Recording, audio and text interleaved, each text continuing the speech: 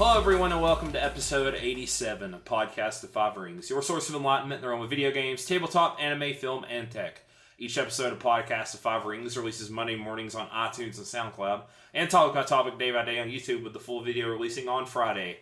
To catch updates about the podcast or for other news, give us a follow on your social media platform of choice. Listen in the description below. I'm your host, GM, and overseer of Podcast of Five Rings, Obsidian, joined tonight by the wall that will not fall, Tetsuo. How you doing, Tets? The resident wildcard, Mao.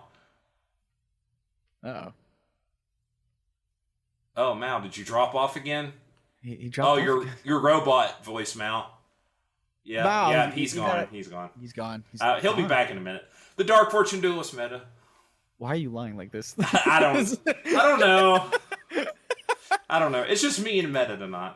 It's just It's been a while since we had the two-man it, but here we are. We had a really good reason for wanting to do it, and I don't know how much they would have had to say really about I don't think what they would have had a lot to say, about. so honestly, it might have just been like... This probably worked out for the best, yeah. Yeah. I mean, it's unfortunate, but, I mean, that's life. Yeah. So. I should have said I'm your tank tonight for a podcast. Yeah, that would have been perfect. You're the DPS. I'll be the DPS, you'll be the tank. Because we're only going to do one topic tonight. It's going to be a big, meaty one. So I think we'll just get right into it, and I'll let you kind of, being as the connoisseur of this game and its history, I'll let you take the wheel and drive this. Perhaps you can tank. Yes, a hint of garlic in there, I think, and is that pineapple? Garlic and garlic. Is that a hint of warrior with a little taste of classical role-playing game from the JRPG side? I believe it is. It's Shadowbringers we're going to talk about. We made a hint of this last week that we're going to talk about it, but a week later, then everybody is done with it. So there's no way we're going to be spoiling this. And if for some reason you have yet to complete the storyline, go complete it and then come back and listen to us. But I literally finished it Friday. Saturday morning last week. It was Saturday. Yeah, I remember Saturday morning, and you were talking about it. And it's I wanted to. I've been wanting to comment and talk to you about this for the longest time, but I dare not ruin. I'm glad you didn't. Which ultimately I'm happy to hear is I dare not ruin what I thought, and now I know you think is probably one of the best Final Fantasies to ever have been made, let alone JRPGs to ever be released. I think personally, I won't speak for that view, but it is absolutely one of the best games I've ever played in a long time. My not spoiler hot take, I believe after the podcast last week, I said this has the potential to be this way. I believe I confirmed it after completing the main story quest, that this was probably the best game Square's done since Final Fantasy IX, in my opinion. I consider it top 3 Final Fantasy, like the experience as a whole. So I can't speak highly enough as someone who I played it about a year ago. I started playing it. I got right up to Heavensward, the kind of post A Realm Reborn grind hit me really bad, like it does a lot of people. It hits everybody. They're so aware of it. But if you can slog through it, if you can get through the muck, it's worth it. Yep. So a month and a half ago, I was like, all right, I'm going to start all over again. Made a new character. Went through it again so I could remember all the details. Got into Heavensward, which is amazing storyline-wise. I pretty much consider story-wise Heavensward and Shadowbringers to basically be equal. They were both really good for different reasons. Which we'll get into, but and then Stormblood was still good, but it decided notch lower, and then back up to Shadowbringers, which was great. So about a month and a half, I plowed through 4 expansions of content on the game without skipping stuff. So I was putting in a few hours a day playing it, and a decent amount on the weekends. So it takes a while to get through it. Yep, but it is worth it. For anybody who's played the game, there's definitely going to be a little bit more of a connection to it if you do play the game, but there's also ways to skip to the more recent content as well. If somebody skipped I wouldn't suggest it unless you just literally don't. Unless you just want to play like an MMO and you got friends who play and you just want to get the high level content and play with them. That's literally the only reason. If you all like story, don't skip it. I want to say this specifically because I've been following the game for obviously since I followed the game when it was in 1.0 before it was even going to be released. I played it. Yeah, you're a real old boy. Yeah, I played it during then and quickly realized it was a very bad game during 1.0, and then just kind of stopped. I really wanted to jump to a Final Fantasy game because I love Final Fantasy aesthetics. I just do. There's just something about Final Fantasy that does fantasy in a wonderful way that I really feel many games simply cannot capture. It really is its own feeling, own beast. So drop that. 2.0 comes around. I'm talking with Lily before we had even talked about getting married or anything. This is when we still had actually recently met one another. She was just starting to live with me, and I saw Final Fantasy 14, and I was like, Lily, here's an MMO. Here's a really good game. Why don't we try it out? It seems to be getting great reviews. Reborn Seems solid, and I haven't gone back to it. And she was like, all right, I'll give it a shot. Get into it. Lo and behold, she's addicted. I'm addicted. And we lead into now. Absolutely, will say this. While you can skip, and I have seen so many people say the same thing, it is a slog, it is boring. There are a lot of things that just seem very unnecessary in a Realm Reborn, as well as some of the post-Realm Reborn quests and whatnot. But I will absolutely say this. Pray return to the Burning Sands. God, yeah, pray return to that Awakened Sands, bro. Yeah, teleport back. Here, could you just take this jar of jelly to my buddy over here, and then you go to their buddy. He's like, actually, I want you to give it to this guy. Can you just walk over there real fast? It's like, are you?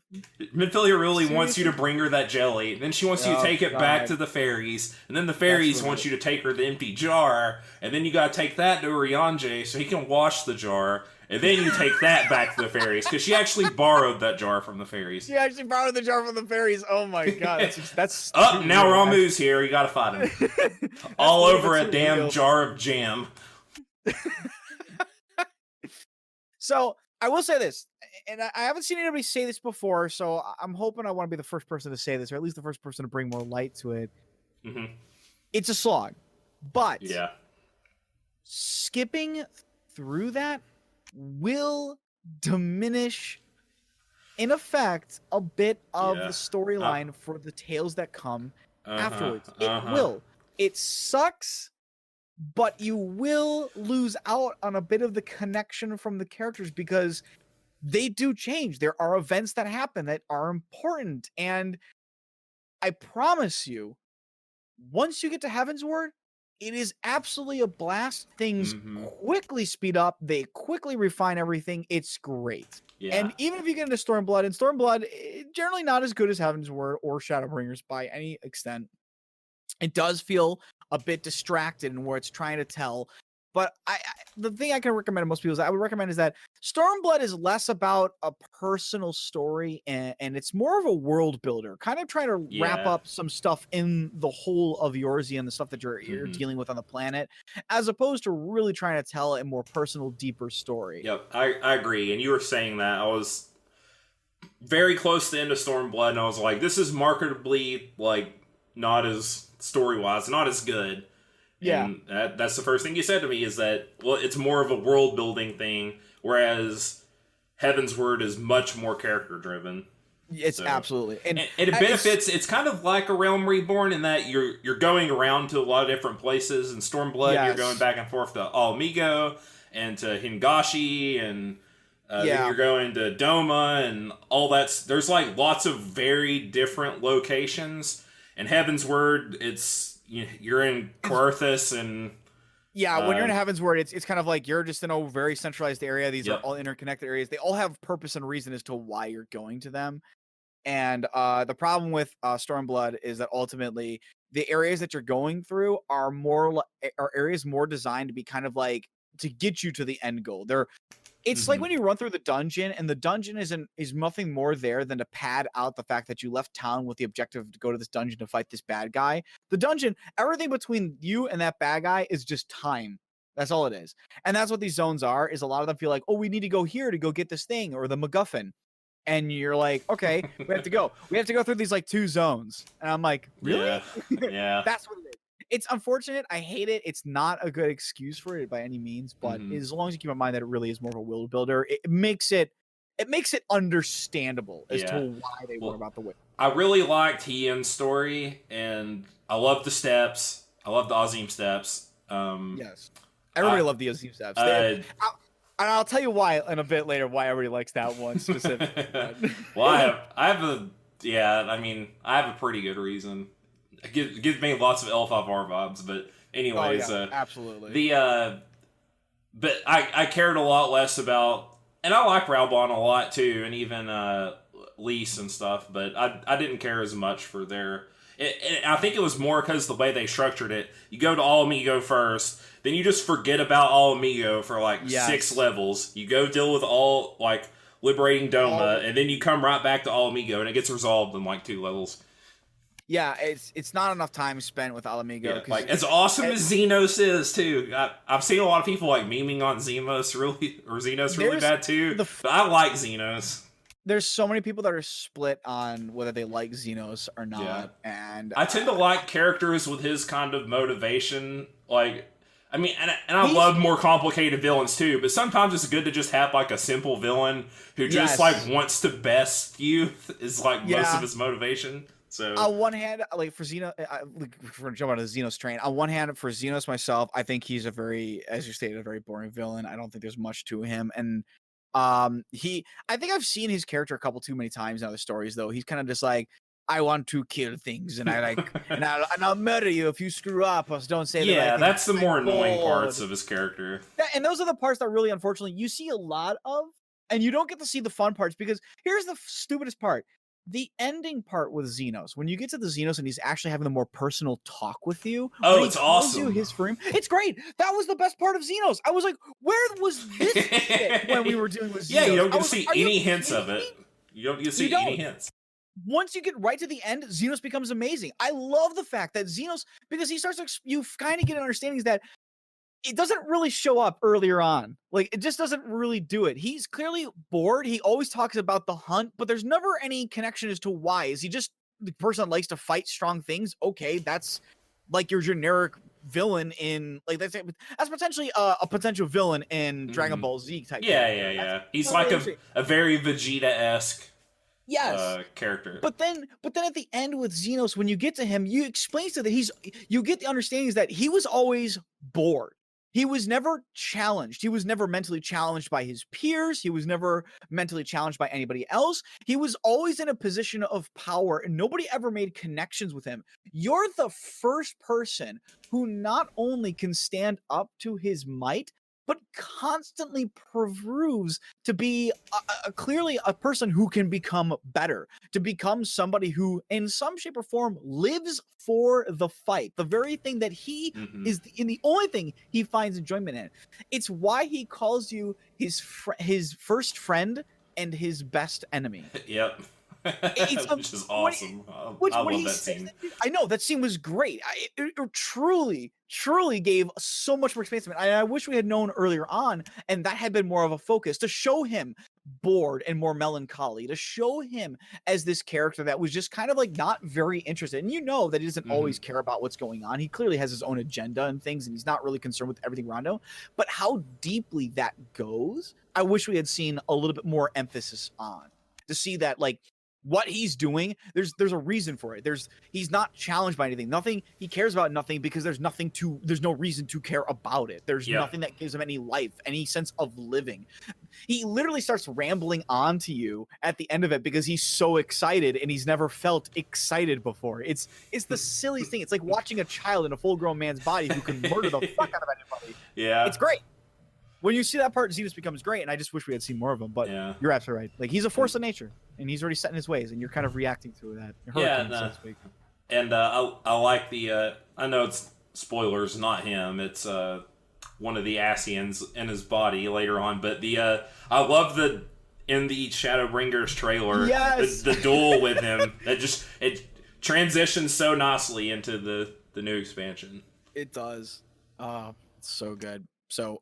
But yeah, get through the game, get to Shadowbringers, because Shadowbringers is absolutely worth every penny that you pay to play this Yeah. game. It is not only one of my favorite Final Fantasies of all time, and I love Final Fantasy VII. I love Final Fantasy Tactics.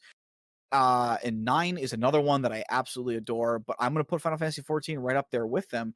It is legitimately, Shadowbringers specifically, is Hmm. legitimately one of the best storylines I've ever seen. It's really And good. it's so up there with everything. Very well done, very well written. The music, I mean, the whole game is phenomenal. Like, Yeah. like, where do you even start? The combat system has been redefined. It's being rebalanced even now. They're watching and whatnot, but there's essentially a very nice evolution to all the classes and how they play. They're simplified in some manners, but in other ways, they're also expanded upon. And if you want to get into the nitty gritty details of like how they are, that would be per every class. It's a little bit too detailed, but it is a nice evolution of them from an aesthetic standpoint, if nothing else. It's nice to see that Summoner can now summon out both Bahamut and Phoenix, as opposed to the tiny little like edgy minions that they just Yeah. which I always hated with a passion that they had these tiny little minis that were just Is running it around. Ifrit and It's Totten?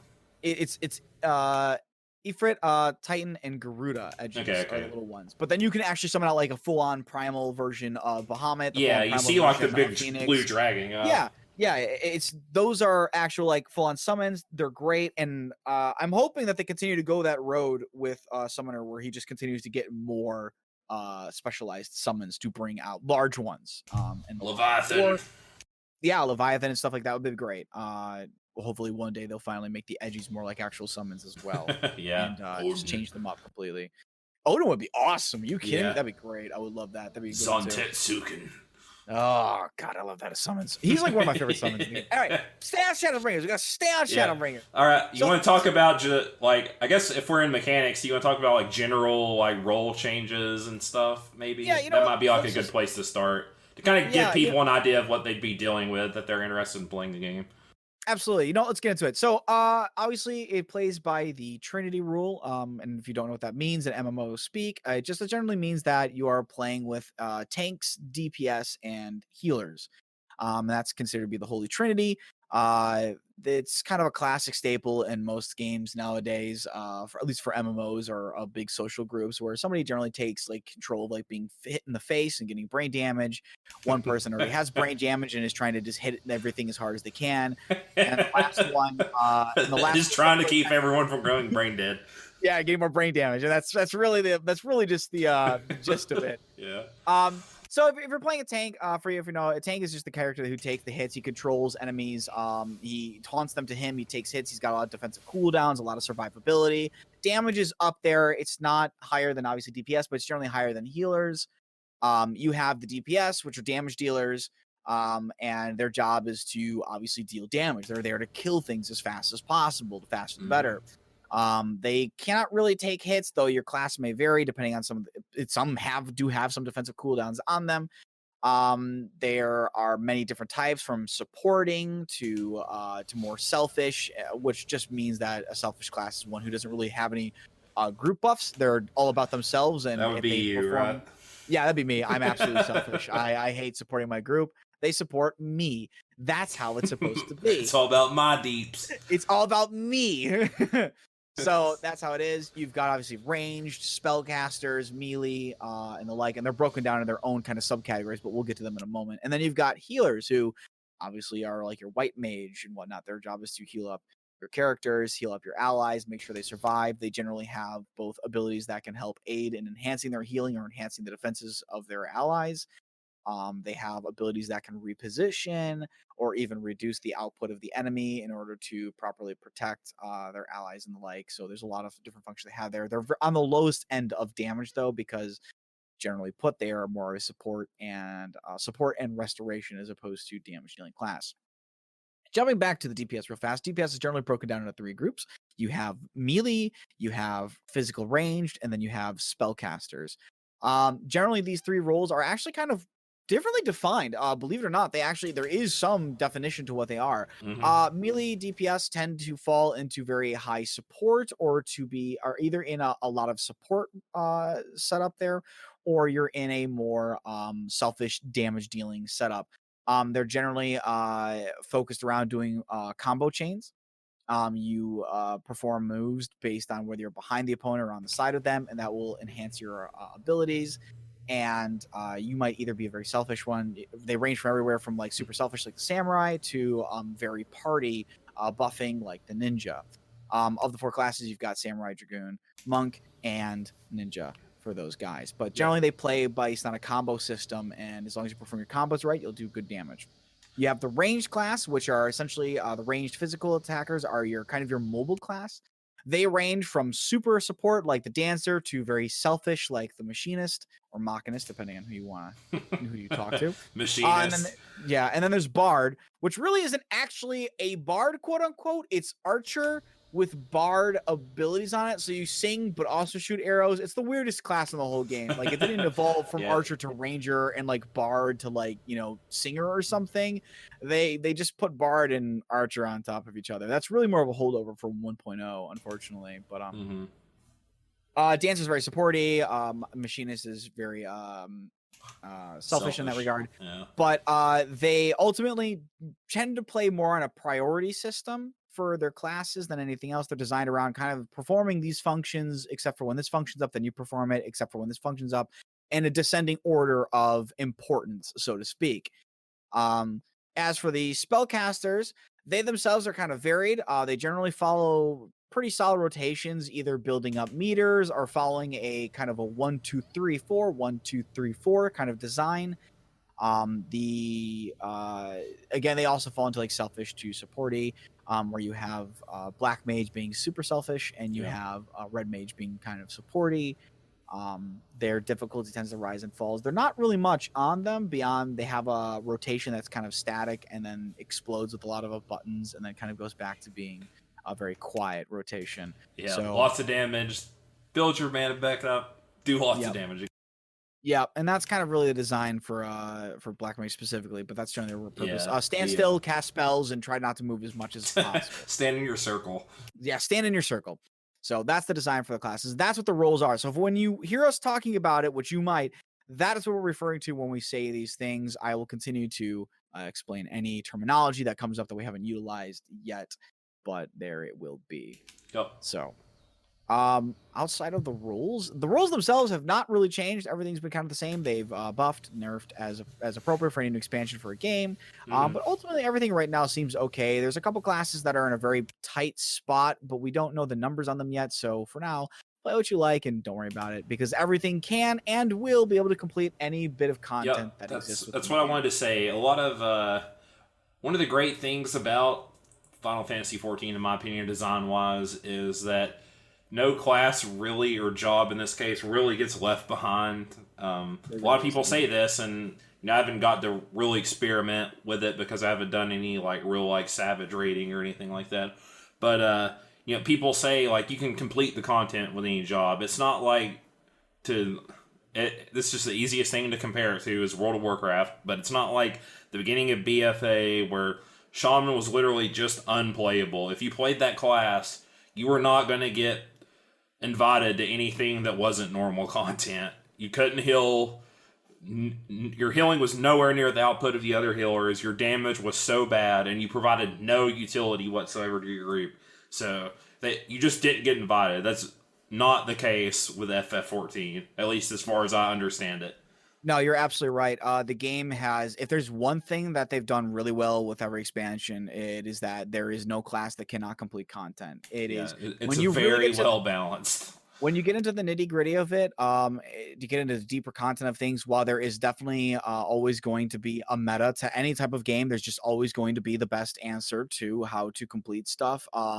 This meta is very small in its advantages over any group. Any group can progress and any group can clear. It doesn't matter the combination of your classes. You could double up on everything that is still able to clear. You could literally have 2 white mages, 2 dark knights, 2 samurai, 2 red mages, and you will be fine. You will absolutely be fine. I literally did a random roulette trial the other day. 2 gunbreakers, 2 scholars, 3 dancers, and a machinist. I'll say right now, I was doing some of the extreme content, and for any of you who don't know, extreme content is essentially a step just below Savage content, but definitely a step up above normal raiding content.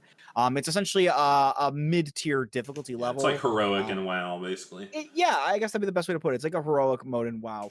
as opposed to And mythic and normal.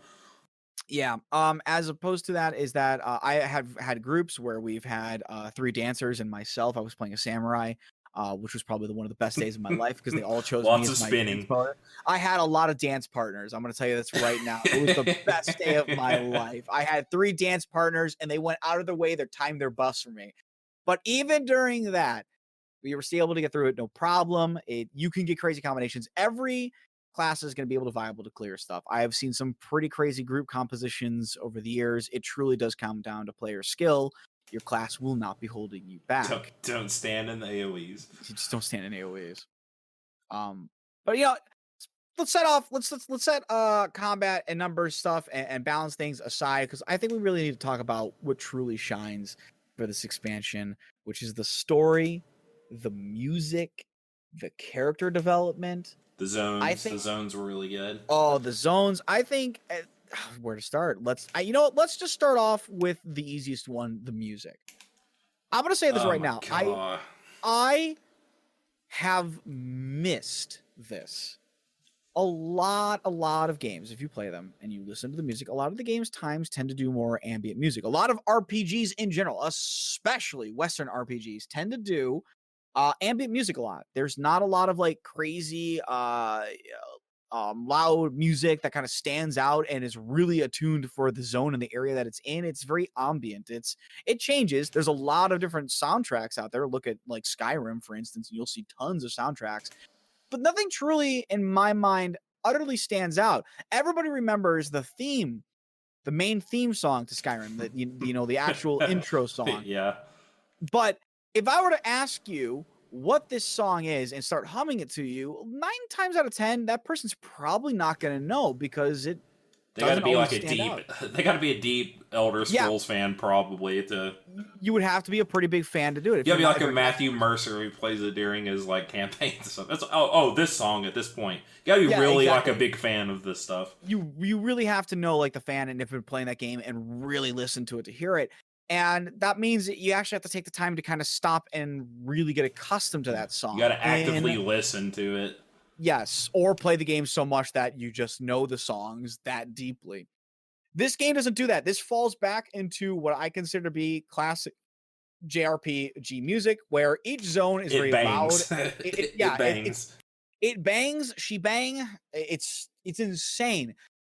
Every zone has beautiful music, from either very relaxing to very upbeat, even super exotic like Raktika Woods. Lahi. Yeah, Lahi. I've literally only heard one. I've literally only heard one piece of music I don't like, and I don't remember the race. It's in Ilmeg in the little cavern area. The little donkey-looking guys. Oh, they have that little village. They live in the mushrooms. Yes, I don't like that song. That song. It's not. It's going for that very lighthearted, bouncy, like goofy kind of Gaelic song, but. Here's the funny part, though. You remember it, though. I do remember it, though. It is memorable. Like, I'm not saying it's bad, but it is, like, my least favorite one. Whereas most people don't like Raktika song, which I didn't mind it. I love Raktika. I love the fact, I thought it was one of the best songs ever. I love the fact that it, like, shouts in your face right at the start.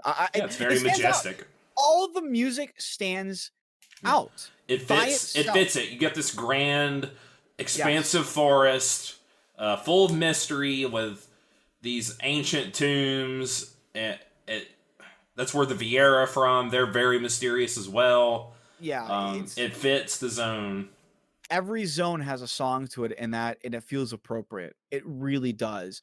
While they may not be all like solid bangers to go listen to, it's certainly not something I'd be listening to on my rock mixtape, so to speak. Mm-hmm. There are songs in that you just don't really forget. They feel appropriate for where you're at, for where you are in the story, for what you are listening to, and why. And it's almost in every single form like this. The zones are like this. The dungeon music is amazing and well done. Yeah. I think there's only like 1 or 2 dungeons that are just absolutely forgettable for me. And the well's probably the big one for me. The most forgettable one. Absolutely. I did it for the second time yesterday in the roulette, And I was typing in the party chat, like, I don't remember this place at all, really. They're like, really? You fought a Light Warden and stuff in here? I was like, yeah, I remember you fought a Light Warden. The Light Warden you remember, like, because the Light Warden is very interesting. Yeah, then you get to the armadillo and stuff, and I was like, what is oh, okay, I remember this now. Other one, I remember what the other one is. The other one is the golem with the buckets on it. Yeah. Where one side of them lights up and you get on the opposite side. Yeah, those two bosses were absolutely unnecessary. Have you managed to kill both of the golems before they spawn? Because I have not. On the 2-pack, yes. On the 3-pack, the 3-pack, I don't think you could do it. I don't think you can 3-pack, but I did have a group that was actually able to kill the 2-pack. I've gotten close. That's like the best challenge I've put myself to, is like trying to get that group down as fast as possible so it doesn't spawn up and fight you. Yeah, I always enjoyed that. But music is phenomenal. Every end dungeon boss fight, the music is fantastic. You will feel pumped. Dude, it's so good. I cannot. I literally have listened to that song so many times. It's so YouTube. good. Just it's in the background, just having that. One thing oh, sorry, go ahead. The biggest disappointment that I've ever had is that the boss fights prior to the final boss fight in every dungeon falls back to the original Final Fantasy 14 dungeon boss music, and it's a shame because that could have been another opportunity to really change it up for it, and that's honestly just the biggest disappointment. It actually sometimes pulls in some of the end game dungeons. It actually pulls me out because, like, some of the end game dungeon music, I would listen to that over boss theme music. It's good. Yeah, I'd say my favorite 2 dungeons are the level 71 one, just for the story.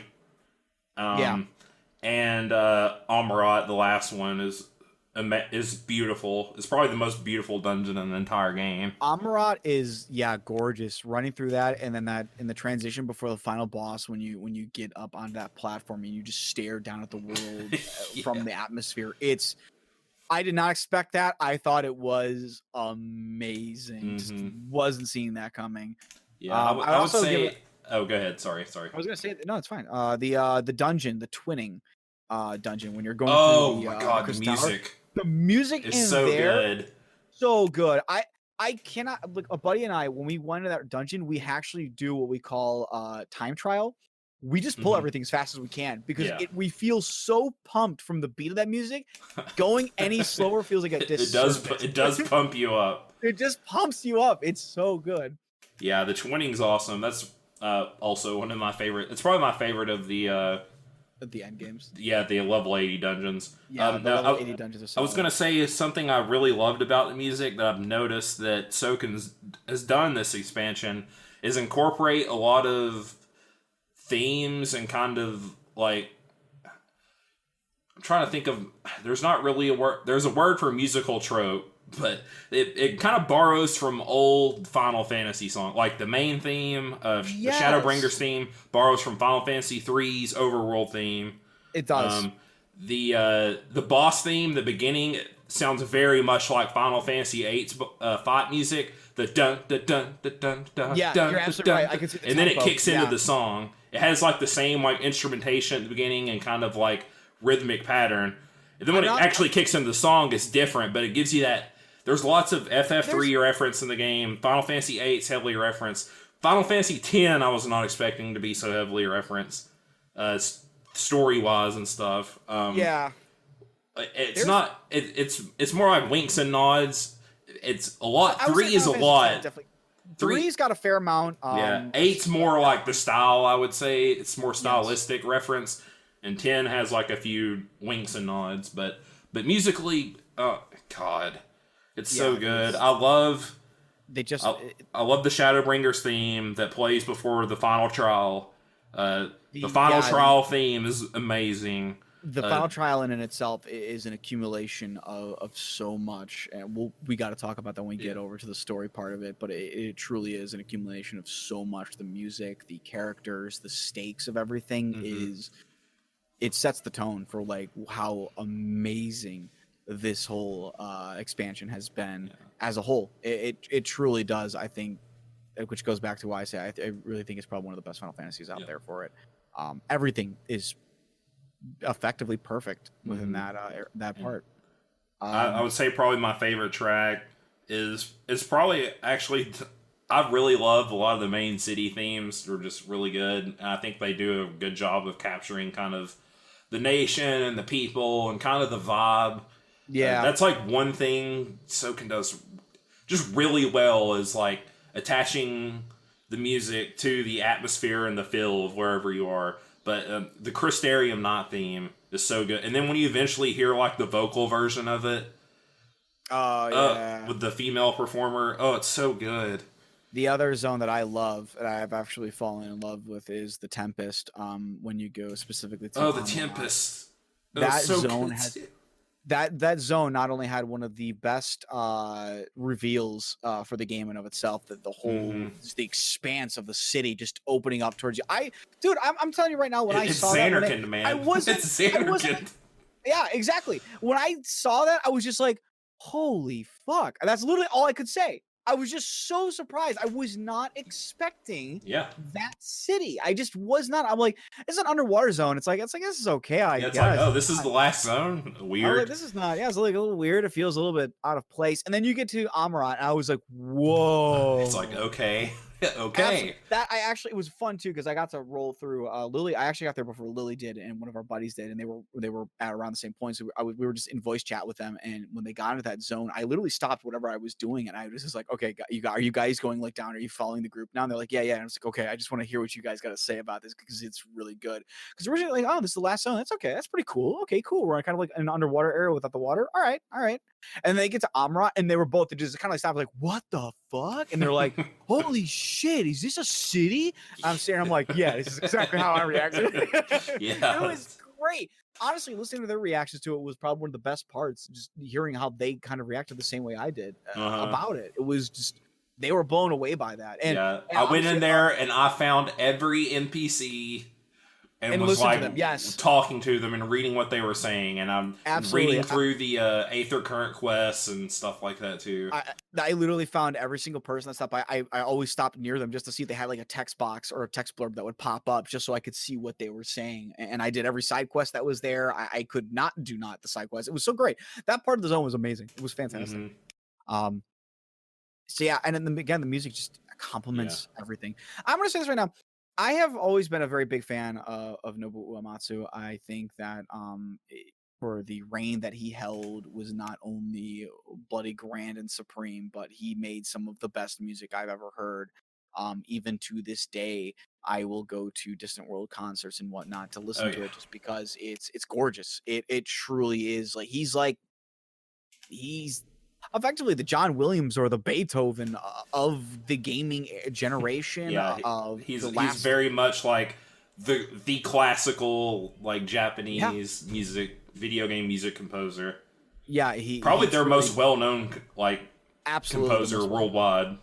Absolutely the most well-known one. I don't think I know any composer that's more well-known than him, that has hit so many people across the world.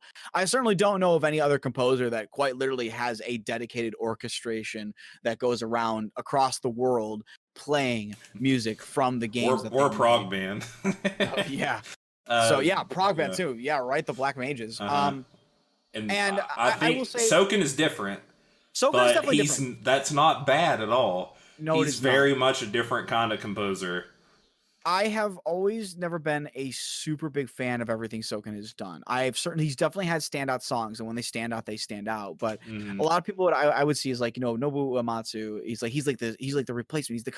He's the spiritual successor of Nobuo Uematsu. And I'm saying, like, yeah, no, it's different. It's different. I remember the last two expansions, and I remember the music in them, and I remember specifically sitting there going like, no, the zones are pretty bland. They did not stand out in their music. They tended to be just slower or quieter, more relaxed versions of the main theme of the game. I said, I know that seems to be kind of a trend that happens a lot nowadays, but I said that does not make for a good game. And I don't like the fact that, and I literally tested some people. I sat there and said, I'm going to hum you a song right now. Tell me what zone this is from. And I would hum a song from the Dravania Fringes to them. And they would sit there and they'd be like, what's the song?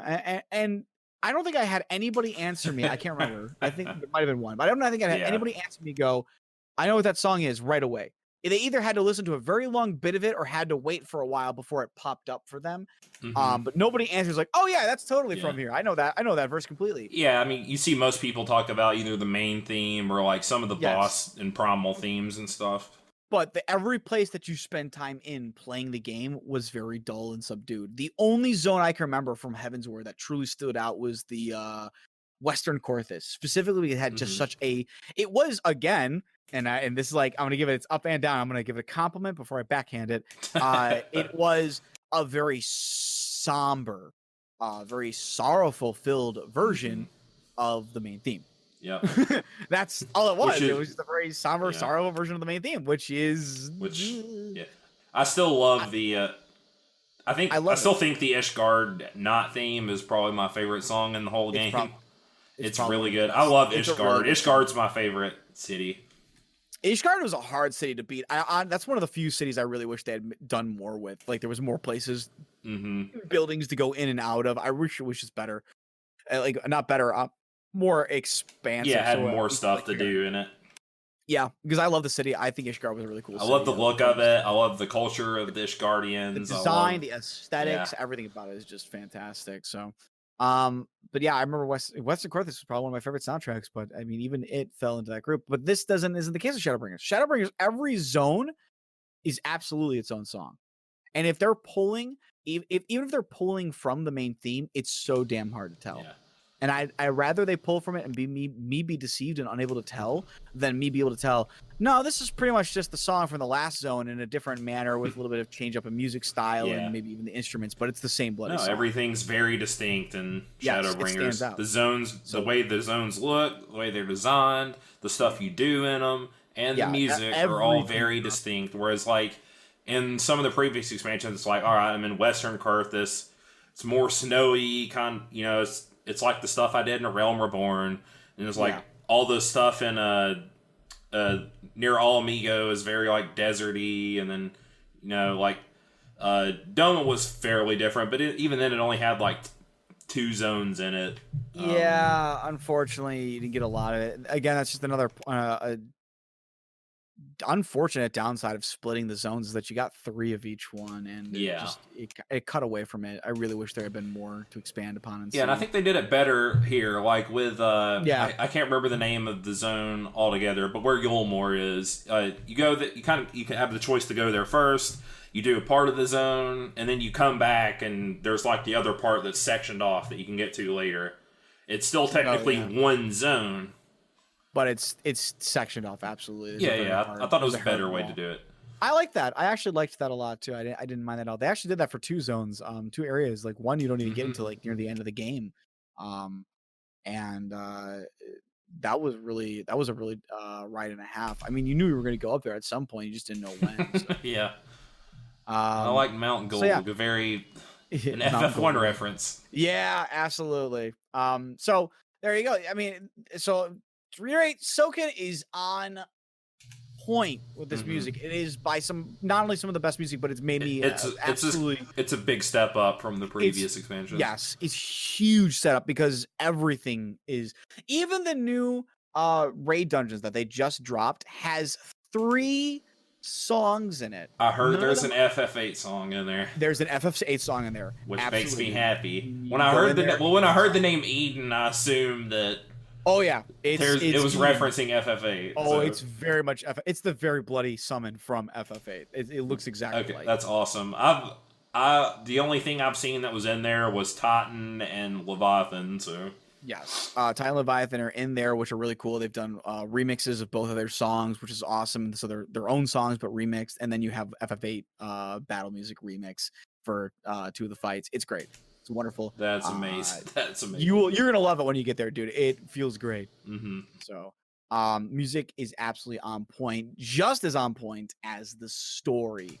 Oh god, yeah. And this is a big reason why I said you don't want to skip stuff. The build up, everything you go through, all the trials and tribulations with the signs that you deal with in Realm Reborn, in Heavensward. Because spoilers, when you're separated from them and you kind of spend your time going and reuniting and finding them. 3, you're helping some of them out, and some of them leave the Silence. And then 4, towards the end of well, I called it 3. Towards the end of Stormblood, when everyone goes in a coma, you're like, wow, what's going on? Why is everyone dropping? And Philly has been gone. She's the Oracle of Hodelin now. And you're like, where is everybody? You're kind of wondering. And then, boom, we've all been on the first the whole time. You wake up there and they're like, oh, we've been here for a few years now. The transition into the first is wonderfully well done. It actually feels like the start to a storyline, even though you're technically not at the start of a storyline. Yeah. But it feels like the start of a storyline. You are there. Your only connection is being that you were pulled in there. The way that they perform the camera movement, the way they focus on different areas, kind of having your character look around, the meeting of the individual that you first start, the caravan merchant, who's actually a callback to the caravan merchant that you meet in the beginning. Yeah, that's what I thought. Yes, it's the same. It's because he takes the drink of booze and stuff, and he's like, "Oh, I'm going out here." Yep. So they kind of not only do a throwback to Realm Reborn, but the way it's done, your character is kind of just walking forward knowing that he has somewhere to go, but he's not fully certain where that is. And then you do eventually meet the Crystal Exarch, who brings you in, and your story goes from there. And yeah, it's a new world. It's very fresh. It's absolutely gorgeous. You're filled in with stuff, and then you're given a choice to go off to either A or B. You'll go to B or A after you do A or B. So it doesn't matter too much which one you choose. Yeah, right. But when you do, you get to kind of get a storyline, and both of those stories give you setup for everything that's going to happen in the future. Following Alphino, you go down his route, and you find out that there's another city that's there by another kingdom, but they are not fighting. They're actually allied with what you understand to be the enemies of this world. And you kind of try to figure out how to get in there, and you talk about it, and eventually decide to head back now that you understand a little bit more of the situation within the world itself. And then if you go with Alice, you kind of get to go see a bit about how the world is faring for the areas that are not. You get the first mind fuck of the game for me, story-wise. Let's talk about that. And then the callback. That's why I love the first dungeon so much. Because I want to talk about trusts, which I thought were a really good addition to the game. They are probably one of the best additions to the game. Which I wasn't super excited for, going into it. It's like, you're just running with... You're doing dungeons essentially with NPCs. Basically, the computer controls your party members, which is cool for DPS because they normally have longer waiting queues. You can get an instant queue going to the dungeon.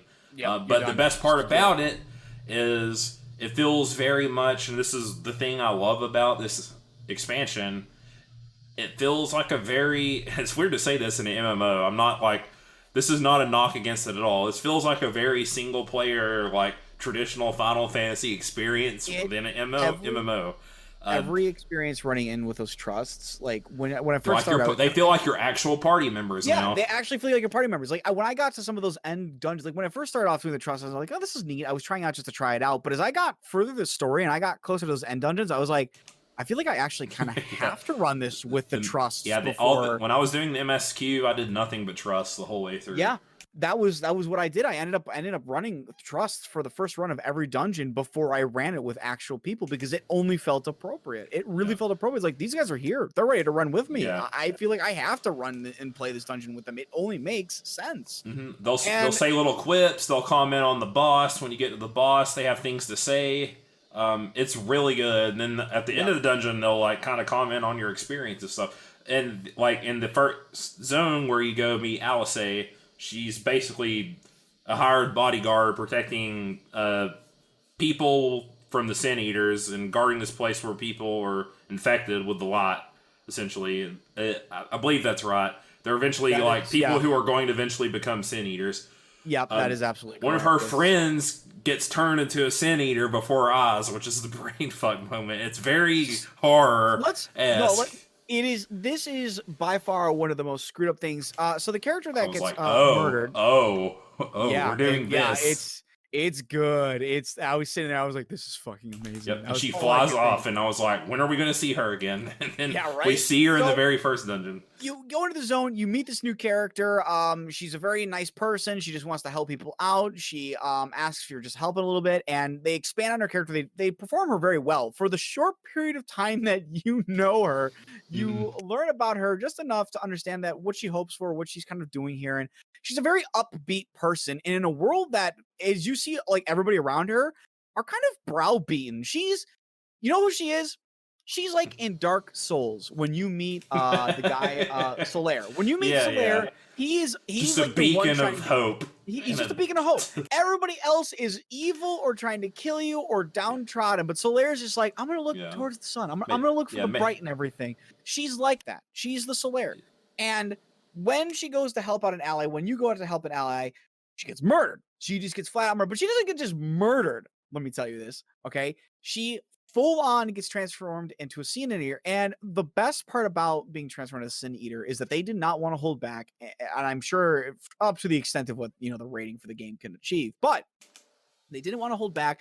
They show you what happens to them. They show you what happens to the Give body. me that body horror. Oh yeah, they do body horror amazingly so. The alignment on their features elongates and becomes inhuman. It becomes cocoon, and she turns into this terrible creature that just transforms before their very eyes, all while wishing that they wouldn't have their friends see them become this horrific monstrosity. And that first dungeon you go into, you end up facing her and killing her, putting her down for good. Yeah, now and her death like, animation. I knew this is where you would have ended up. She just like commenting on it. I just happened to bring Alice because at that point you only have you only have a couple. Alphino, Alice, the Exarch, and Reese, is that her name? Yeah, Reen. Reen, yeah. The Exarch's like second in command basically, and yeah. Yeah, she comments on, I was like, that's when I was like, all right, this is awesome, because that's when it was the very much like, this feels like I'm actually playing a new Final Fantasy game, not just really like a continuation of FF14 or this weird like MMO storyline. No. The dumbest part was it truly does feel like a fully complete single player solo experience Final Fantasy. It's one of the best solo experience Final Fantasies we've had in years. Yeah, since 9 in my opinion.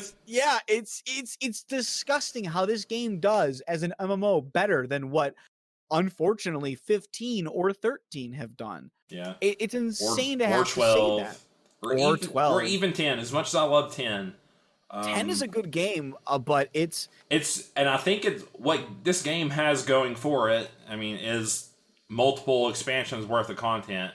We've gotten time to know a lot of these characters, understand them, understand their motivations, but it's thrown into a new world with like twists and turns that even they're not expecting. So it's so good.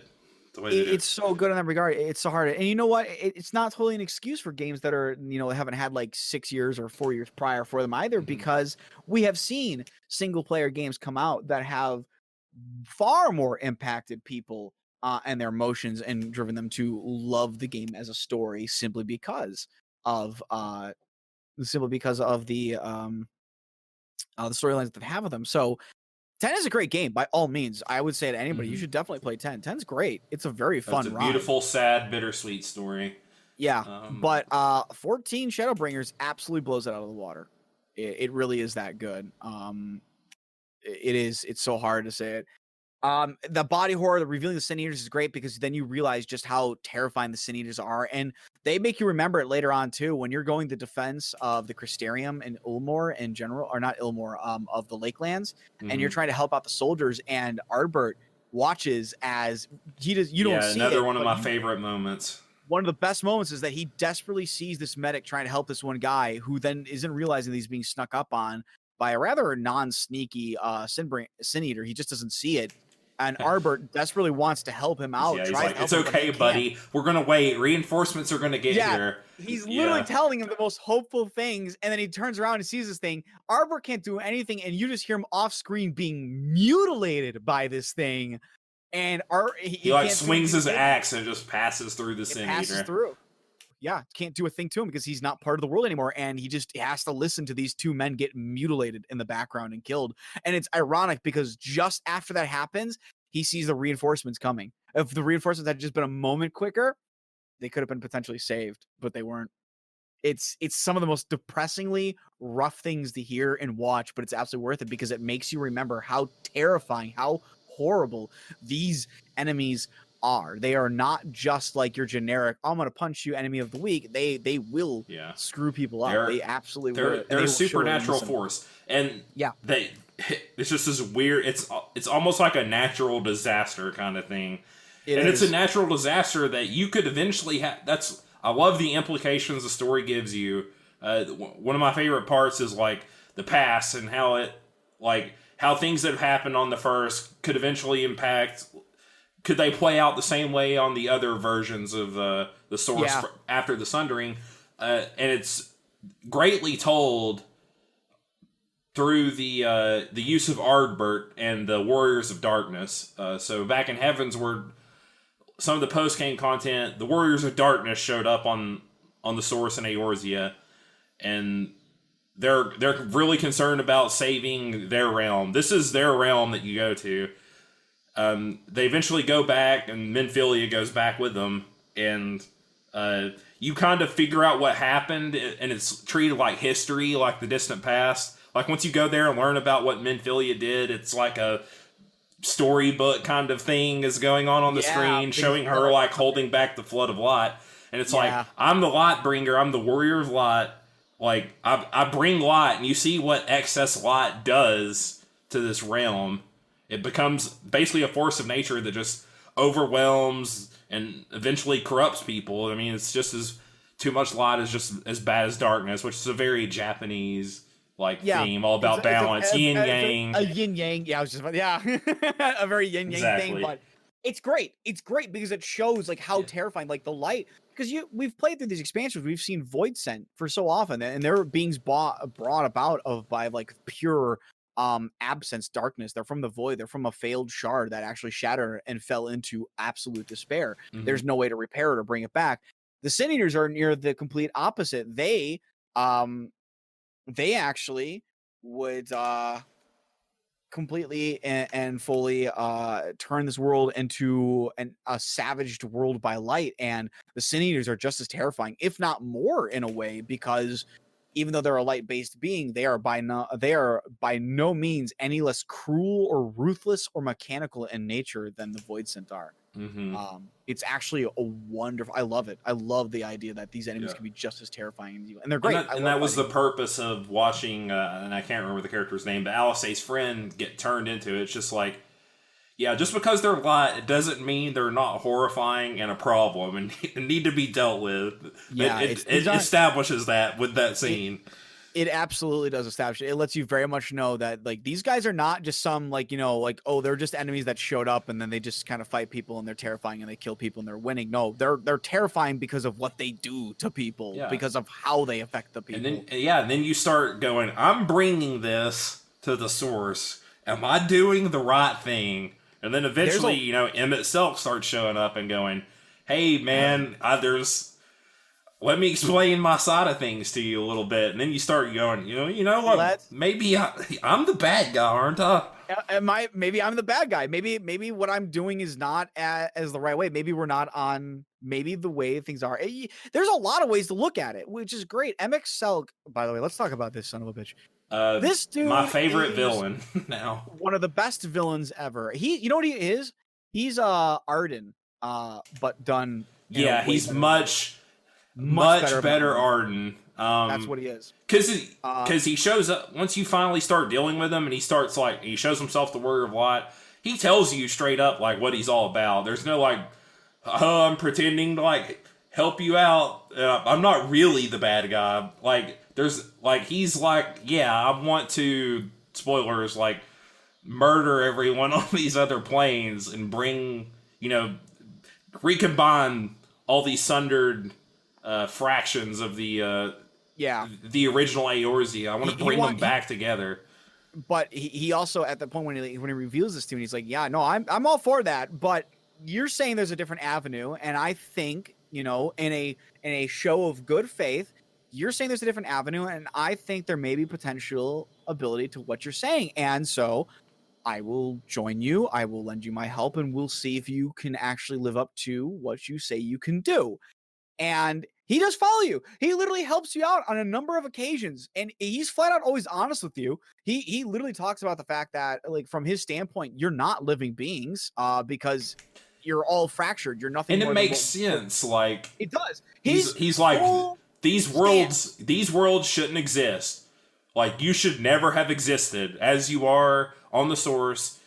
It was because it was because we fucked up, essentially. Like, yeah, it was. But some of the Asians were traitors, and they summoned this other thing, and they fucked us, and that's the reason everything messed up.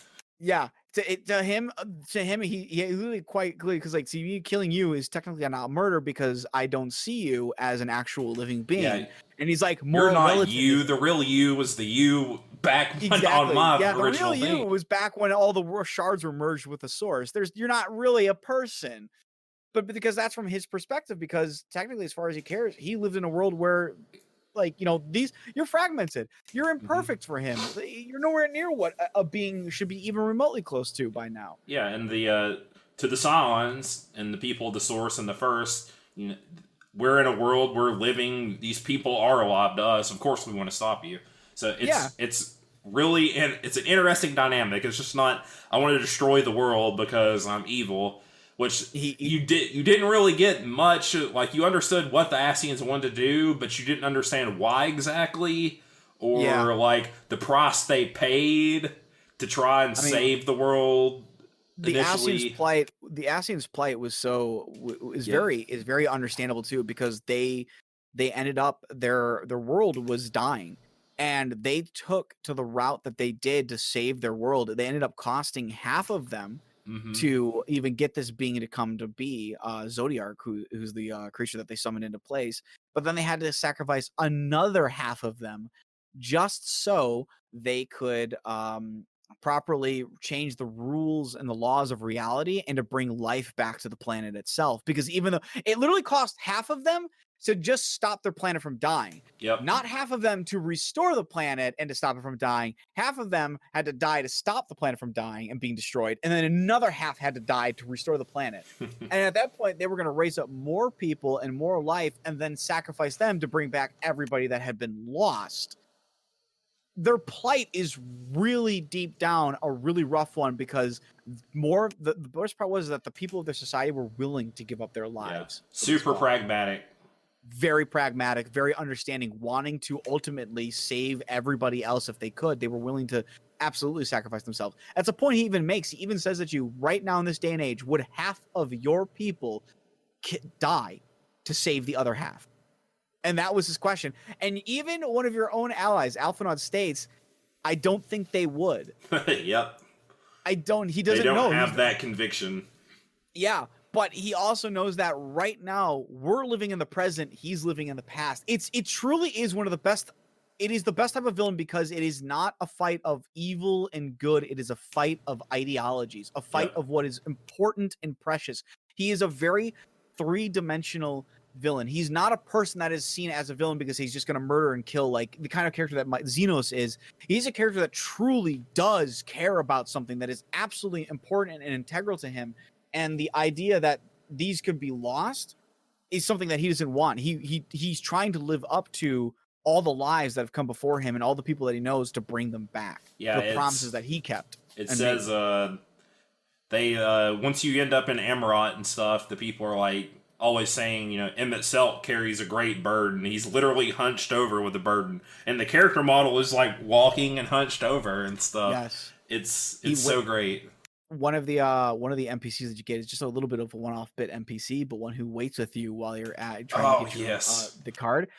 He accidentally explains that, like, Emmett Selk made the whole of the area and whatnot, and he's actually got a bit of self-awareness. He knows that he's actually in a like, oh yeah, event. I'm like a dream, basically. Yeah, he knows that he knows he's not real, and he says it might have just been by perchance that Emmett Selk, when creating him, might have accidentally have given him the ability of self-awareness. Like he might have just thought, he would be aware of it. And then when he cast and when he created him, he was aware. And he talks to you and he tells you that like Emmett Selk truly is an individual who is fighting his hardest for the Asians.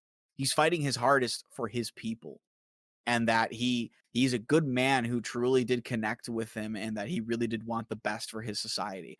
Emmett Selk is not an evil man. He's a man who's convicted to his fight, and unfortunately his fight now will doom thousands, millions of lives, of your lives, of the lives of people here and now, to save the lives of the people that no longer exist. Mm-hmm.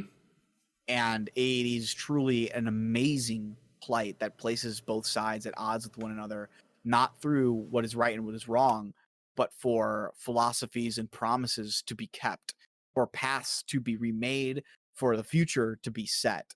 And it is an absolutely amazing tale just for that very reason.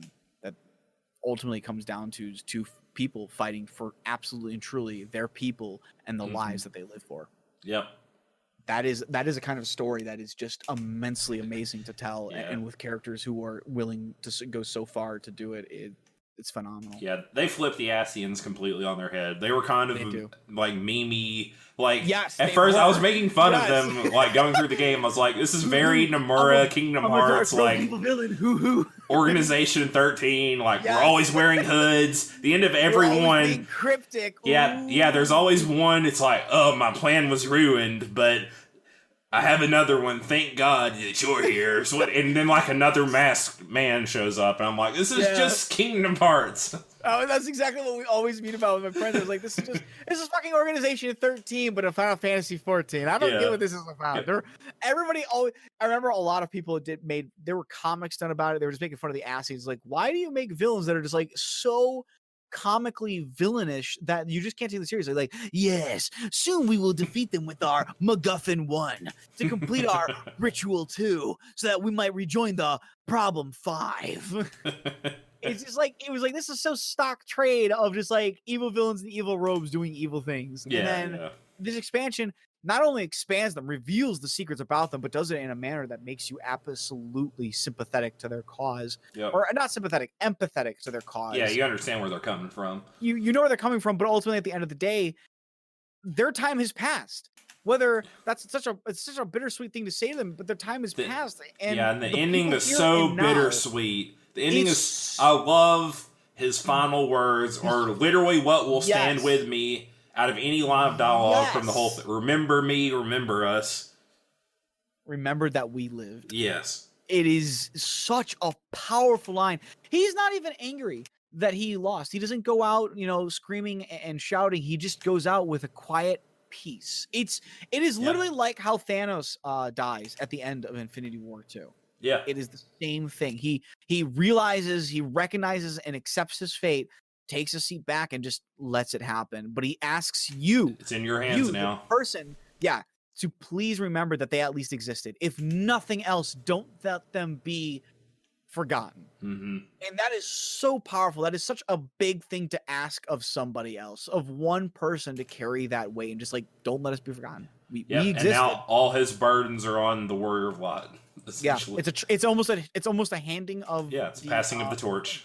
Yeah, it's absolutely what it is, and it feels wonderful, and it feels great. And the story from point A to point B, when you're understanding the world, figuring out the secrets, learning about what's happening to your character from absorbing the light, all of it is leading up to this final moment. The final battle is amazing. Everything about it is just glorious in some sense of the form. The very fact that they hint you might be an Asian yourself. You might have been. I love that. The 14th council member. The one who basically broke off and betrayed the rest of them. You might be the Asian who broke away, did not agree with sacrificing everybody and the new life afterwards to bring everybody back, and created Heidelin. You might be the 14th council member. I thought was amazing. Did not expect that. The very fact that Emmett Selk sees a part of your soul when you rejoin with Arbor and sees your soul become a shade of the Amorians down from Amrod itself was phenomenal. It was so great. The very fact that your character this whole time has always been nodding and not doing a lot, suddenly, even if it's Arbor's voice, speaks that was awesome. to him. That was amazing. I love the throwing the forgot. axe through Hades was amazing Yes. too. Every I love that he turned into Hades also. I do too. I love the fact Very that even at the underutilized Final Fantasy summon. Yes, he shows up in one game. One game gives him one of the best and cool things to put him into a game for. It's great. It legitimately is absolutely great, and the story is well done. And I got to give props to the writer because she deserves every bit of it. The main writer was Natsuko Ishikawa, and she might be a little bit easy to remember because she wrote the majority of the Dark Knight quest lines, which are considered to be some of the best quest lines in the game. She wrote the quests within the zone we talked about earlier. Obs, you loved the quest line in there. What? Oh my god, I'm going blank on it. It is in Doma, the zone with the Azim Steps. Azim Steps. She wrote the quest line story for the Azim Steps, which is why a lot of people tend to like it, is because it turns out she was the writer behind that zone specifically. Yeah, she did a really good job. She does a really good job. I believe she took over for the main story writer for this expansion, and it shows because it's phenomenal. Yeah, I love man. It's just sacrifice is such a big theme. I love that kind of stuff because the Warrior of Light's willing to sacrifice himself. The Exarch wants to sacrifice himself eventually. Thancred, poor Thancred, this whole time. As you said, he's having a rough time of it. Minfilia, little Minfilia, or Rain later. That was a very sad moment to me because I mean, I've seen a lot of people. You would probably know more. I've seen more like hate for Minfilia online. It seems like the original Minfilia. She was always one of my favorite Cylons, so I was actually kind of sad that she's gone now. Essentially, she's basically gave her essence to Reen, but I love the touch that she changed her hair and her eye color and was like, I don't want you to really live in my shadow, that kind of thing. But yeah, the theme of sacrifice was throughout the expansion. I love that kind of stuff. I love it when characters have to make hard choices. You know, Emmett Selk, obviously, the Ascians sacrificed a terrible amount to save the world. So what are you willing to give up? What are you willing to put on the line? What are you willing to sacrifice? You know, Thancred had to sacrifice the person he cared about the most. I just love that kind of storytelling. It's so good. And it just, throughout all the arcs, like, what did the original Warriors of Darkness sacrifice? Arbert's like my favorite character of the expansion. One of my favorite characters throughout the whole thing now, that he had to stay around for 100 years and see the actions that he'd wrought, and all his friends were gone and dead. It's so great. Yeah. He was, I loved his character development. I love his conversations with the Warrior of Light that he has in the room after he'd complete his own. They're all so good. It's just, I can't praise the story enough. It even takes from a lot of literary references. There's a number of points that just pull from either the Midsummer Bible, Night's Dream. There's the Tempest from the anonymous play of Shakespeare. Obviously Midsummer Night's Dream. There is a line from Matthew 19:23, I believe. A line is Alpha spoke like a poor man could sooner pass through the eye of a needle than Eulmore's gates, which in that very same line he says, I tell you the truth, it is hard for a rich man to enter the kingdom of heaven. Again, I tell you, it is easier for a camel to go through the eye of a needle than for a rich man to enter the kingdom of God. So he's referencing that. You have tomorrow. This is actually a reference to Macbeth's soliloquy. Tomorrow creeps in a pretty pace from day to day to the last syllable of recorded time. You also have the cardinal virtues, which is temperance, justice, prudence, and fortitude. They are all references. Yep, the Sin Eaters. That's all what they're located to. You have the 5 forms of love, which are referenced for each character. Alice, Thancred. I believe Thancred has the Fatherly. love of, fatherly love. Mhm. Alice Mm-hmm. has the love of family, or deep love and affection for of somebody that they consider to be like an equal. They're all over. I can't find, I don't remember them all off the top of my head, unfortunately, for that one. But there is many references. The all of Amarat and essentially the area is a reference to Thomas's More Utopia, including the character who Hythloadius, who is the guy that you sit down with in the Amarat areas. You're waiting for, like, essentially to get you're at the DMV, so to speak. Yeah, pretty much. Pretty much at the DMV. Bureaucracy. That whole area is actually specifically based off of Thomas More's Utopia, which It felt like it also reminded me of, well, not just Xanarkin, but what's Bioshock? The Bioshock underwater 2. Eden, was that the name of that place too? I can't remember. Rapture. Yeah, very much, because under the sea, this very utopia kind of society. Yeah, it truly is amazing.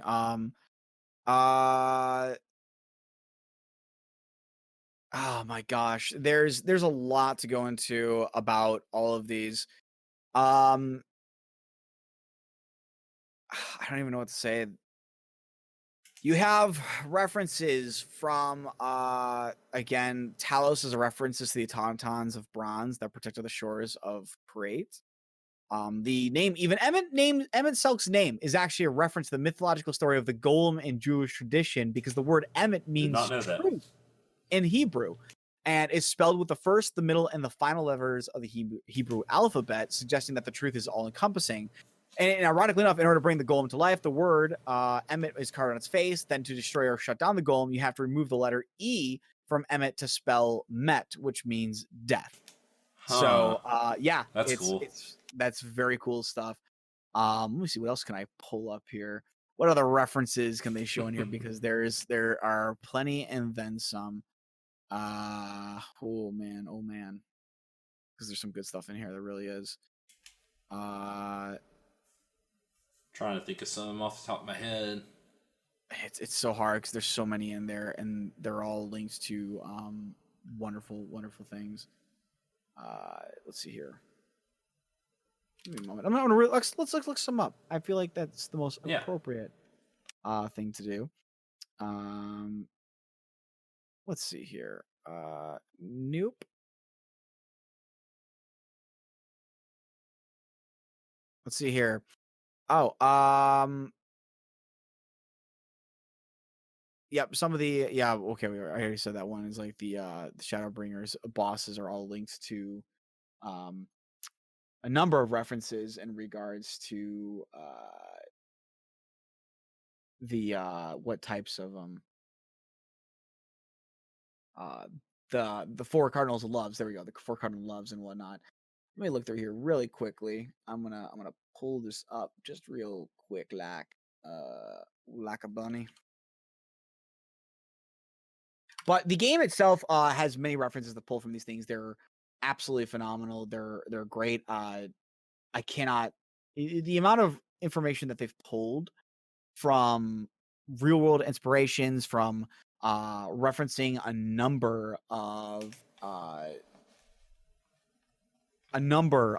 real life items, like of depictions of many things, only helps enhance the game, because it actually gets you curious to learn and understand these things. It truthfully is one of the best things I've seen in a long time. It really did enhance the storyline as well.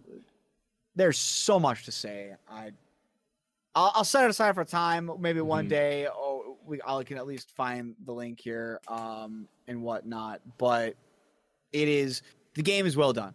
There's nothing else more to say beyond that. The game is absolutely well done. The story is phenomenal. The references and the information from it and whatnot are all great. If you want a new Final Fantasy, this is basically, it felt to me, upon the story's completion, I was like, oh, this is like the Final Fantasy 16, pretty much. Yeah. Like, this is, and I'm super excited to see where the story goes, continuing on. We got some nice little cliffhangers there at the end. there's more Asian plotting afoot. We haven't seen the last of them, so yeah. Oh, here we go. The ancient Greek there's the 4 divine cardinals and virtues, but there's also the 5 notions of love of ancient Greek. Alcei is the Alcei is kind of represents the love of equals, of philia. Xenia, through love through hospitality, is represented by the fairies, as well as through Titania and the Pax and welcomes are formed by Urianger and by Urianger. Y'shtola Y'shtola actually takes on the pursuit of truth and leads her to the revelation of Ellen Selk of a land of beauty lost. She technically herself is actually a very beautiful character, as designed by her, that her own followers cannot touch. And she's also incapable of perceiving the beauty of her own work, which is the night sky. So she's the love of beauty, which is called Eros. Then there's Thancred, which is the love of a parent for their child, is called Storge. And then Agape, which is the final love, is the unconditional love of one's God or Lord. And Alphino is that kind of one where he tries to get into Eilmore. He tries to seek that kind of acceptance from one's unconditional love from the Lord, so to speak, quote unquote. But then by the end of it, it is safe to say that he goes past that, and then innocence actually represents agape in its most perverted form, which is kind of being I am a god, so to speak. And therefore, I am in love truly and wholly with everything that I believe and do. Very Vothery as well. Yes, very Vothery. So you have that is essentially what it is. So that is the other one I was trying to find. I really wanted to get that out there because it is a very interesting read. It truly, there's a lot of stuff that's done from here, and I don't want to beat around the bush because I know I'm repeating myself now like for the 4th time, but yeah, it's very good. It's very well done. It's so good. I've loved this game, but Shadowbringers has absolutely given me a newfound love and appreciation and a cherishment for this game. I don't even know if that's a word, but I'm going to make it up now. I cherish the fuck out of this game. It really is one of the best things that has come to games. I honestly recommend it. On Metacritic alone, if you don't want to take our word for it, our love for it, Metacritic has given it the score of 92, which I know that sounds like, well, it's not 100. Really strong. For a game is essentially the highest score you can actually get. Looking at a Metacritic, they've never given out hundreds or anything. The highest scored game is a 94. There's only one game that's gotten a 94, and that would be Witcher 3. Every other game since Metacritic has been running has been a 92 as the highest score. Shadowbringers received a 92. That is from multiple critics giving it an ultimate score. It truly is an amazing game.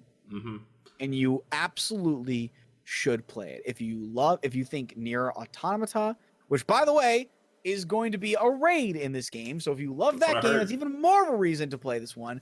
But if you truly want to play a game that will take you through an epic fantasy, a story of character growth, a story of ideologies placed and forced against one another, of people fighting for those that they have loved, for those who they have lost and yet can save, this is absolutely a game you need to pick up and play. 14 Shadowbringers is worth every dollar. Yep. If you're a fan, honestly, if you're a Final Fantasy fan, I don't think there's much of an excuse. There really isn't. It's one of the best ones for sure. God, I can't really. It's finding complaints would be like severely nitpicking it. To be quite honest. All the complaints that I have for any of the complaints that I have for Shadowbringers are ultimately the teeniest of nitpicks. They really are. Some of them are nothing more than wishing that some feature was there earlier on. That's not even really a complaint of the game. It's like, just I wish I had trials back then. I wish fates were a little bit better. Yeah, I wish the trusts were there from the start. That would have been amazing. Could you imagine playing the game through like that? That would have been great. And unfortunately, just stuck in the Shadowbringer stuff, and that's like the biggest complaint I've got. Honestly, I wish, and I do agree. Like, I wish the fates were a little bit better and whatnot. But again, it's all nitpicky stuff that ultimately doesn't affect tons in the grand scheme of it, if anything at all. So, what's your thoughts on future content? I think what Xenos plotting. He's got his body back. dude, he's got the his Emperor's body dead. back. He killed his dad. Yeah, you know what? I've got to say, it looks like Gaius and Estinian are in trouble.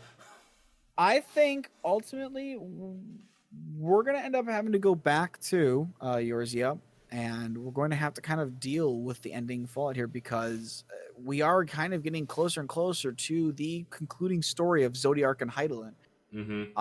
We're going to have that final battle. We're going to have that final fight, and ultimately one of us is going to win and one of us is going to lose. And telling you right now, man, it's going to lead up to it. I don't know if Xenos is going to try to take over Zodiac's power. I don't know if that means we're going to have to do something about it. I don't know if Hydaelyn will eventually need to be defeated as well, since she is technically a primal. I don't know where it's going to take us. The freaking Garleans are trying to start the 8th Umbral era. Yeah, right? Start another calamity with this horrible chemical weapon. All I can say for sure is that we will definitely likely be going to Garlemald in the next expansion. We will for certain probably be going there. What that means for the expansion afterwards, because it really does feel like we're kind of coming to a lot of people said that, they feel like it's kind of coming to end. And honestly, I would rather see the game, like, end and then them do, like, we're going to do another MMO and, like, stop this one. Or you don't want to see what's happening to WoW and kind of what we talked about in the last episode where it's just like, it's the endless war with the Garleans. It's never going to end. It's... between Hydaelyn and Zodiark, and I really want them to commit to defeating the Garleans. I mean, there's 2 other continents on the planet that we haven't even gone to, that we know that are have their own things going on for them and whatnot. But with the fate of effectively the shard of the universe and whatnot, and what enemies could possibly be lingering on those other planets, I don't know. I think there's a point where they definitely should end and stop the story. There does need to be a point where things just stop. Because a story should end. There has to be an ending. I say that, it makes me almost sad to have to say that about a story that I'm absolutely loving. But if we don't close the book on it, we will come into a WoW or L5R scenario where the story doesn't end. Because it just ends up repeating the same beats that it's done because there's no way to end it without changing something. And ultimately, just like in real life is about change. Things are going to change. Things are going to close. You're going to say goodbye to friends. You're going to say goodbye to family. You're going to say goodbye to an old job or your school. But you're always going to make new friends. You're going to start your own family. You're going to find a new job, something that you love, a passion that you put your time into. Not all change is bad, but you have to let some things go. You have to close one door to open another. And this game, I feel, if they want to truly do it well, they need to follow that route. They need to come to a point where they close the door and open another. Maybe the people who work on the game, and Yoshi P, obviously, who you mentioned earlier about the quest scenario writer who did the main story stuff for here, Soken even, like, you don't want them to be stuck on this project forever too. They got super great talent. They bailed SquareEnix out when SquareEnix was in a very bad place. SquareEnix has been there multiple times, and it takes people with talent. You gotta let them branch out and do stuff within the company. You don't want to tie them down and keep them on one thing. Don't treat them like Nomura SquareEnix, basically. Don't crap on them, and they're eventually. Final Fantasy XIV can't go on forever. They eventually have to go on to other stuff, and who knows, the next thing Yoshi P works on, I mean, it could be like the next big Square IP, or Final Fantasy 16, or even 17, or who knows, or something else completely different, or maybe a Dragon Quest game, because he's worked on Dragon Quest stuff before. You never know, and you gotta let these people, gotta give them the benefit of the doubt at a certain point, especially Yoshi P. He should get to do whatever he wants to do, as far as I'm concerned, at Square Enix. He held them out so bad. Oh, yeah. Yoshi P absolutely deserves after all the money they sunk into 1.0. All the accolades you could possibly give to Yoshi P, he deserves every single one of them. He's great. And I don't think they have anyone else there who cares more probably about the people who play their games than Yoshi P. You can tell he genuinely, just in interviews and stuff, he cares about the fans, and he wants to make sure that they're pleased and satisfied and happy, and that the product is living up to their expectations. And you can tell he, obviously with all the references and stuff, that he just loves Final Fantasy too. So yeah, I mean, he generally does care. He absolutely cares about this game, and he wants it to succeed. And it's the very reason why he not only cares about making this game succeed, but he also cares about the people who play this game and follow Square Enix and follow the franchise in general. It's why he pushed so hard to make this game, not only reboot it to a 2.0 to give it essentially a restart, which is not something that happens in the gaming community. If you don't know, that's not a norm. That's absolutely the opposite of norm. It's a once in a lifetime, a once in a generation type event. That's just how rare it is. Yeah. No other MMO is like, well, this tanked, let's redo it. It just doesn't happen. If they tank, they just go free to play and they die eventually. Yeah, that is unfortunately just how it goes. They tank and then eventually just die off. And not only did he make sure that this game was free for people until they could get it back up to a running state of mind, but he has continued to pour his heart and soul into this game. He constantly gives it a vision to follow and look forward to. He refused, actually, when they've promoted him onto their board of directors. He's on the board of directors right now, but he said he would only get onto the board of directors if he could still focus as his primary job as director of Final Fantasy XIV. That's how dedicated he is to it. He was refusing to take up what is ultimately considered to be an end goal, an end position move for one's career. He was willing to eschew that to make sure that he could stay as director and focus on this game to make sure that it was a great game. That is the kind of respect a man deserves, because he was willing to toss away his future for the benefit of people he doesn't even know. Yeah. Just to make sure that they get a great experience of the game. That doesn't great. say the character. If that doesn't shout the character of a man, I don't know what does. Yep. And can't say enough about the game. It's awesome. It's easily the best MMO out there. WoW doesn't even come close to holding a candle to it, in my opinion, at all. That's probably another topic for another day, but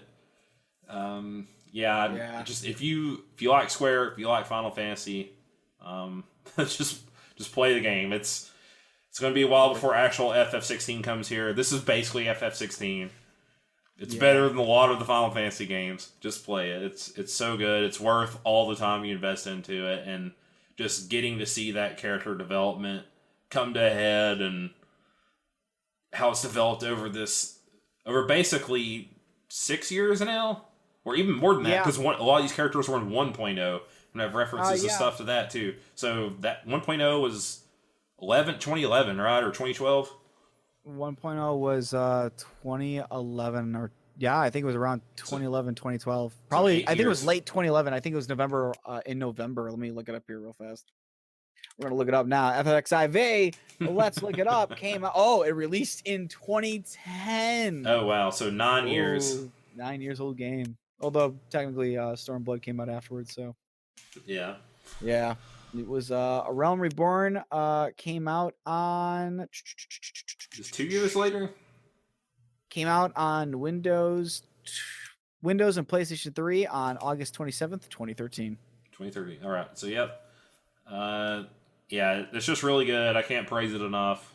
It's going to be game of the year. Nothing's going to beat it for me. I think that might be the same thing for me. I don't know if I'm going to make it through this rest of the year with a game that'll ever top this one. This is truly one of the best games I've played. It's special. It's special. I'm looking forward to putting lots of more hours into it. Yeah, I'm almost got all my tome gear. I'm almost ready to go. I want to do Eden eventually. How is Eden, by the way? Eden is great. Absolutely. When you run it, let me know. I will join you for that, because Eden is absolutely a blast. It is so fun, dude. It truly is fun. I'm looking forward to seeing some of the FF8 references that you've mentioned. Yeah, it's good. It's very good. So. All right, 10 out of 10. 10 out of 10. Yeah. 10 out of 10, 5 out of 5, and my own personal scoring, 3 out of 3. I give it 3.5 chocobos out of 3.5 Moogles. It's a great game, Kupo. All right, this has been episode 87 of Podcast with Five Rings, your source of enlightenment around with video games, tabletop, anime, film, and tech. Each episode of Podcast with Five Rings releases Monday mornings on iTunes and SoundCloud, and topic by topic, day by day on YouTube, with the full video releasing on Friday.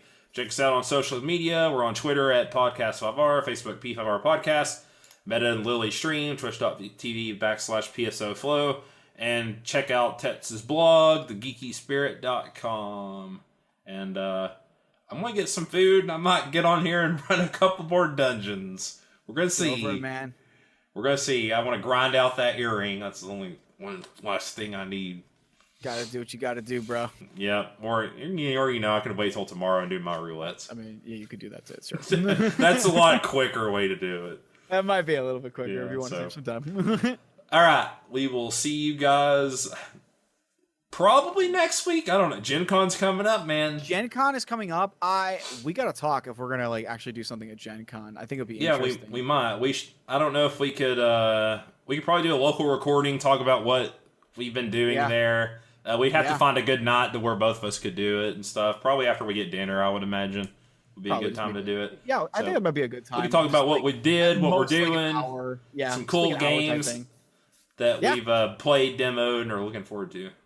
So, absolutely, I think that'll work out just fine. Yeah. All right. Cool. Well, we'll work that out, and we'll work that out. Hash it out. We should be back next week, and then we'll probably be off the week after that because we'll be at Gen Con. Gen Con.